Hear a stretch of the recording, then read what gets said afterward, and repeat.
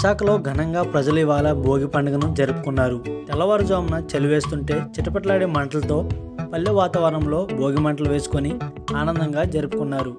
నగరంలోని పల్లెటూరుని తలపించే విధంగా పేడపిడకలు కర్రలతో భోగి మంటలు వేసుకొని ఆ మంటల దగ్గర నుంచొని చలి కావడం జరిగింది.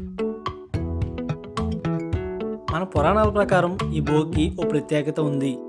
మన ఇళ్లలో రకరకాల వస్తువులు పాడైపోయినవి అలాగే ఉంచుకుంటాం. వాటిని పారేయడానికి మనసు అప్పదు. కానీ పారేయకపోతే వాటిపై దుమ్ము చేరి బ్యాక్టీరియా పెరిగి రకరకాల వ్యాధులు వచ్చే ప్రమాదం ఉంది. అలాంటి వాటిని వదిలించుకోవడానికి మనకంటూ ఒకరోజు అదే భోగి.